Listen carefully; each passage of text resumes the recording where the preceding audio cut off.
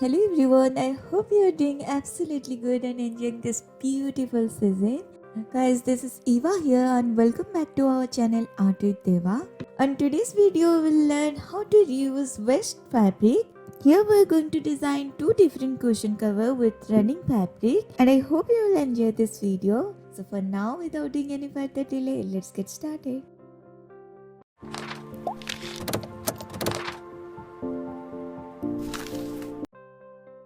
Okay dear, अभी हम इस वाले DIY को स्टार्ट करेंगे और इसे स्टार्ट करने के लिए यहाँ मैं दो रनिंग फैब्रिक ली हूँ और ये जो फैब्रिक आप देख रहे हो ये सूट पीस के साथ आए थे और पैंट के कपड़े थे, इसे मैं अभी रीयूज करने वाली हूँ। एंड यहाँ मैं मेरे जो घर के कुशन है इसकी मेजरमेंट ले ली कि कुछ 11 बाई 11 इंच का था, पर मैं यहाँ फैब्रिक 12 बाई 12 इंच का ही लूंगी। अब ध्यान रखिएगा आपके कुशन का साइज जितना हो आप 1 इंच मार्जिन रख के ही चलेगा। और यहाँ मेरे जो कुशन है ये स्क्वायर शेप का है, सो मैं भी यहाँ स्क्वायर शेप पे ही कट करने वाली हूँ। एंड यहाँ मेरे जो कपड़े का मेजरमेंट है ये मैं 12 बाई 12 ही ली हूँ। इस बात का आप जरूर ध्यान दीजिएगा, 1 इंच आप जरूर याद से ज़्यादा लीजिएगा। हाँ डियर, अगर आपके पास इस वाले मेजरिंग टेप नहीं है तो आप इसके जगह स्केल का इस्तेमाल कर सकते हो। अगर आपके पास चॉक नहीं है तो आप उसकी जगह पेन या पेंसिल का भी इस्तेमाल कर सकते हो। ओके, नेक्स्ट स्टेप जाने से पहले let me clear one thing. Here we are preparing the front part of the cushion and this measurement is 12 by 12 inch, and we're now going to prepare the back side of the cushion with measurement will be 16 by 12 inch. ध्यान रखिए मैं front part का measurement 12 bye 12 ली थी and back side के जो measurement है यहाँ मैं 16 बाय 12 ले रही हूँ। बैक साइड के लिए हम 4 इंच के कपड़े ज़्यादा लेंगे। ये बात जरूर ध्यान रखिए, अगर आप मार्जिन के लिए कपड़ा छोड़ रहे हो तो आप 1 इंच ज़्यादा कपड़ा छोड़ दीजिए पर कम मत छोड़िएगा, नहीं तो हमें बाद में बहुत ही प्रॉब्लम होगी। सो आप इस बात का जरूर ध्यान रखिएगा। Again now is my favourite part, I am going to paint this fabric. उससे पहले मैं इसे कुछ ड्रॉ करने वाली हूँ और ये जो फैब्रिक पेंटिंग है मैं बहुत ही सिंपल रखी हूँ। मैं यहाँ कुछ क्रश बटन्स ड्रॉ कर रही हूँ। अब जब भी ये वाला पैटर्न ड्रॉ कर रही हो बस ये चीज़ का जरूर ध्यान रखिएगा, आपको जो पैरेलल लाइंस के गैप है ये सारे के सारे अप्रॉक्सीमेटली सेम होना चाहिए तो ही सुंदर दिखेगा।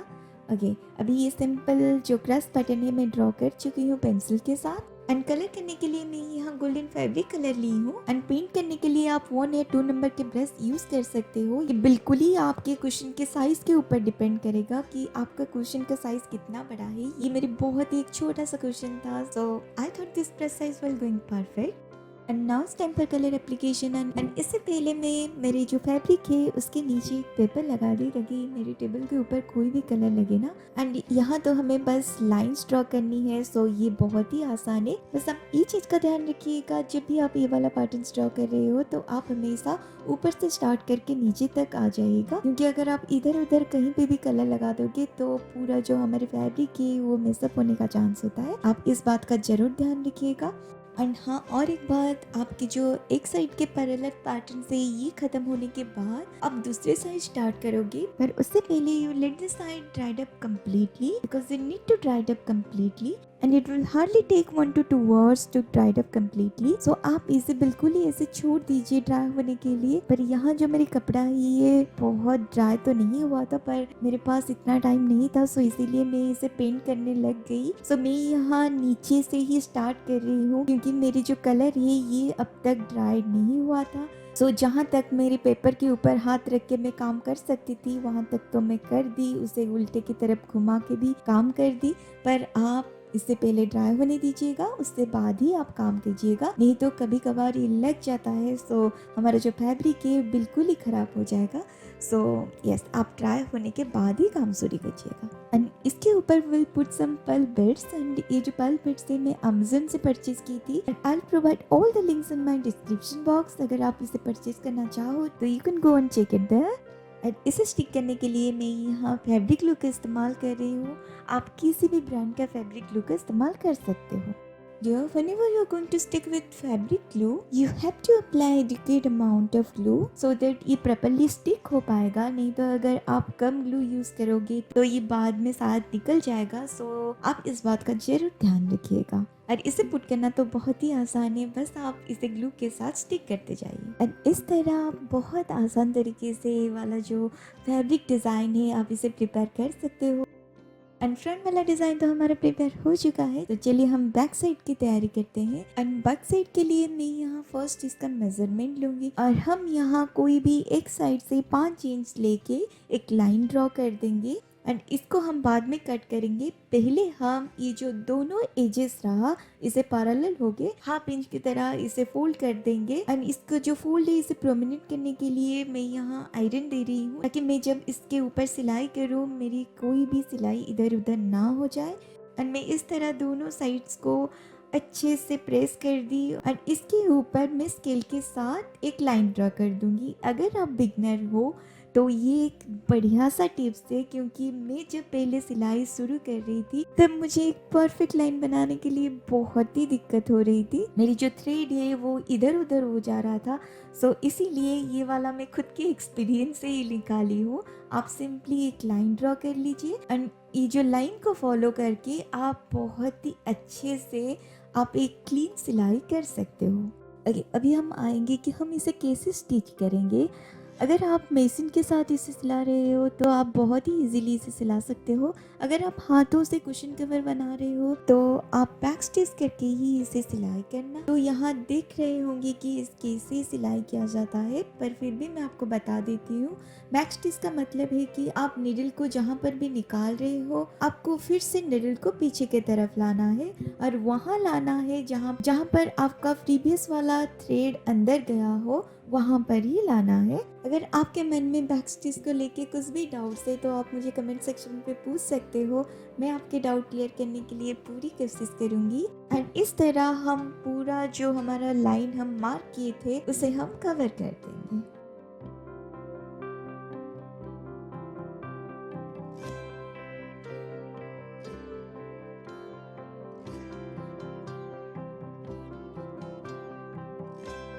ठीक है, अभी हमारी जो फर्स्ट वाला साइड है ये ख़त्म हो चुका है और हम दूसरे साइड को इस तरह ही सिलाई कर देंगे। और देखिए ये कितनी एक सुंदर एंड स्ट्रेट क्लीन सिलाई हमें मिल गया है। और अभी हम जहाँ पर हम 5 सेंटीमीटर छोड़ के एक लाइन मार्क किए थे उसे हम कट करेंगे। और इसे कट करने के बाद हम पहले जो फ्रंट साइड के प्रिपेयर किए थे उसे हम ले आएंगे और हमें इसे ऐसे लगाना है ताकि सारे के सारे हमारे जो अच्छा वाला पार्ट है वो अंदर की तरफ रहे। जैसे मैं मेरी जो फ्रंट साइड की पार्ट है इसे मैं ऊपर की तरफ रखी हूँ और जो बैक साइड की पार्ट है इसका जो अच्छा वाला जो हमें बाहर की तरफ दिखाई देने वाला है उसे मैं नीचे की तरफ रखी हूँ। सो मोरओवर इसका ये मतलब हुआ कि सारे के सारे जो बाहर की तरफ रहने वाला पार्ट से इसे हम अंदर करके ही इसे सिलाई करेंगे। सो आई होप कि मैं ये स्टिचिंग पैटर्न सारे आपको अच्छे से इलाबरेट कर पा रही हूँ, पर ये तो आप ही बता सकते हो। अगर आपको कोई भी डाउट आ रहे हो तो आप मुझे कमेंट सेक्शन पे पूछ सकते हो। अभी हम क्या करेंगे, will match all the side edges perfectly because side edges align होना बहुत ही ज़रूरी है। एंड अभी बारी है हम जो 1 इंच का मार्जिन छोड़ रखे थे इसे हम यहाँ स्टिच करेंगे।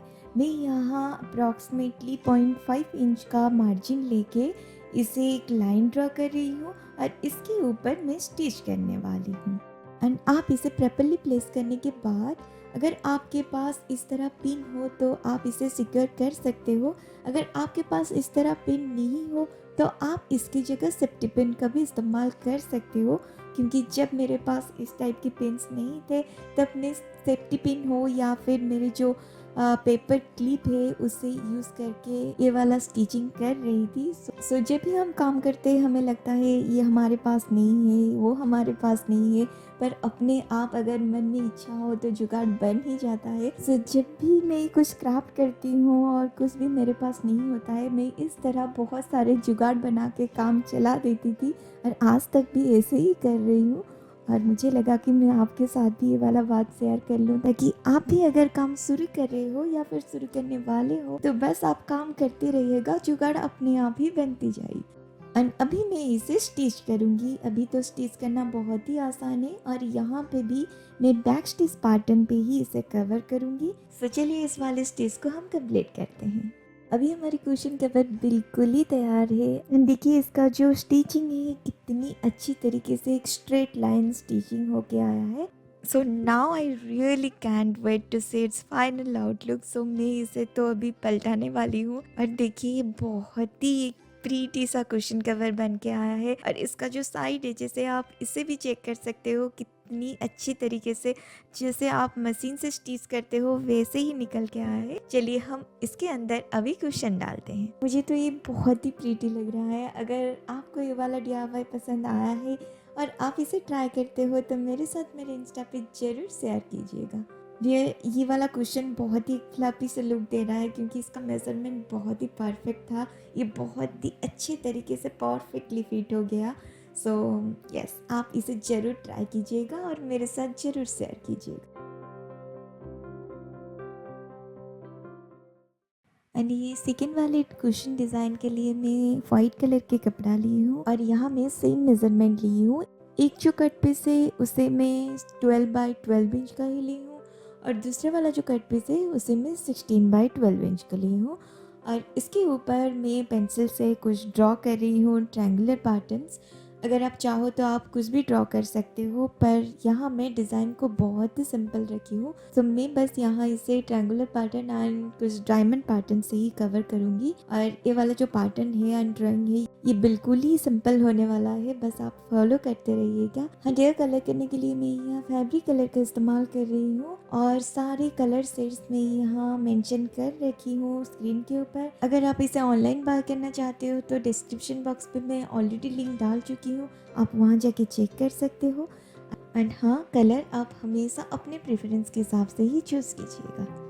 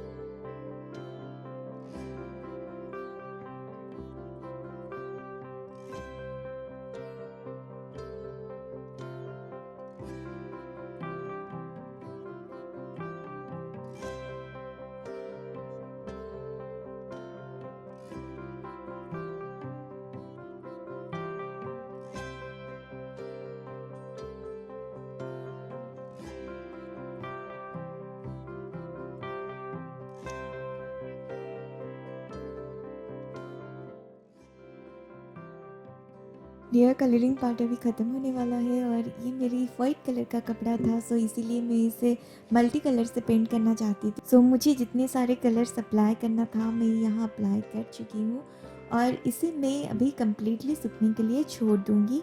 और ये ड्राई होना बहुत ही ज़रूरी है क्योंकि ड्राई होने के बाद ही हम उसके ऊपर काम कर सकेंगे। एटलीस्ट आप इसके ऊपर फर्दर काम करने से पहले 1 to 2 आवर्स आपको ऐसे ही छोड़ देनी है इसे। और ये ड्राई होने के बाद हम इसके ऊपर फर्दर डेकोरेट करेंगे। और डेकोरेशन के लिए मैं यहाँ टैशल वर्क करने वाली हूँ और इसलिए मैं इस टाइप की कुछ थ्रेड्स ले रही हूँ कलरफुल, और इसका भी लिंक मैं नीचे दे चुकी हूँ। अगर आप चाहो बाय करना तो आप वहाँ जाके चेक कर सकते हो। और टैसल बनाना तो बहुत ही आसान है, मेरी बहुत सारी वीडियो में ऑलरेडी दिखा चुकी हूँ। आपको बस यहाँ एक सिंपल सा कार्डबोर्ड लेना है और आप बहुत ही ईजिली टैसल्स बना सकते हो। अगर आपके पास ये वाला थ्रेड ना हो के वुल से तो आप वुल्स का भी इस्तेमाल कर सकते हो, उसमें कोई दिक्कत नहीं। बस आपको टैसल्स अच्छे से बनाना है and I am going to prepare 5 different colourful tassel. So yes, आप इस तरह बहुत ही आसानी से इसे बना सकते हो।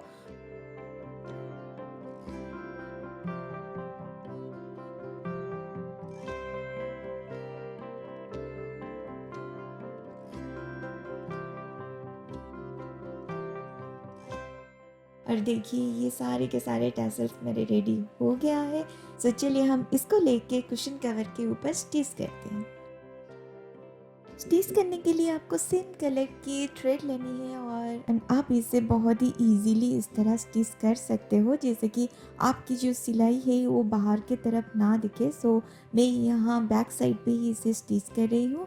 अगर आप इसे स्टिच करना नहीं चाहते हो या फिर आपको स्टिच करने में डिफ़िकल्टी हो रही है, तो आप इसे सिंपली फैब्रिक ग्लू के साथ स्टिक करवा सकते हो। बस आपको फैब्रिक ग्लू को अच्छे से लगाना है और आप इसके साथ अपने जो टैसल है इसको स्टिक करवा सकते हो। मैं यहाँ इसे स्टिच करने के बाद भी थोड़ा सा फैब्रिक ग्लू लगा के इसे फर्दर सिक्योर कर दी। अभी हम जिस तरह पहले वाले कुशन कवर को बनाए थे, जैसे पहले वाले कुशन कवर के सारे मेज़रमेंट्स थे, उसे लेके हम जिस तरह स्टिच किए थे उस तरह इस वाले कुशन कवर को भी स्टिच कर देंगे।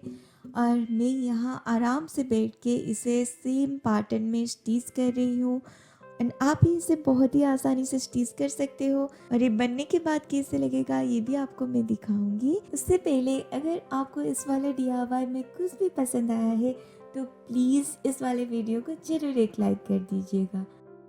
एंड हाँ डियर, अगर आप फैब्रिक कलर यूज़ कर रहे हो और आपको वॉश करनी है तो आप इसे 2 दिन के बाद ही वॉश कर सकते हो। पर बेटर ये है कि आप इसे बिल्कुल ही 1 वीक छोड़ दीजिए ड्राई होने के लिए।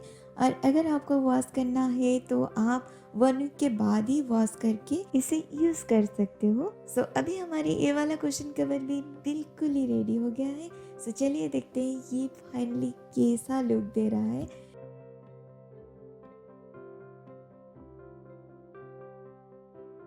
तो डियर, मुझे तो ये वाला क्वेश्चन कवर भी बहुत ही पसंद है। अगर आपको भी पसंद है और आप इसे ट्राई करते हो तो मेरे साथ मेरे इंस्टाग्राम पे ज़रूर शेयर कीजिएगा। अगर आप मेरे चैनल पे आज नए आए हो तो मेरे साथ जुड़े रहने के लिए इस चैनल को ज़रूर सब्सक्राइब कर दीजिएगा एंड साथ ही साथ बेल आइकन को ज़रूर प्रेस कीजिएगा। आज के लिए इतना ही, फिर मिलती हूँ कुछ नए DIYs के साथ। तब तक के लिए take care and have a good day.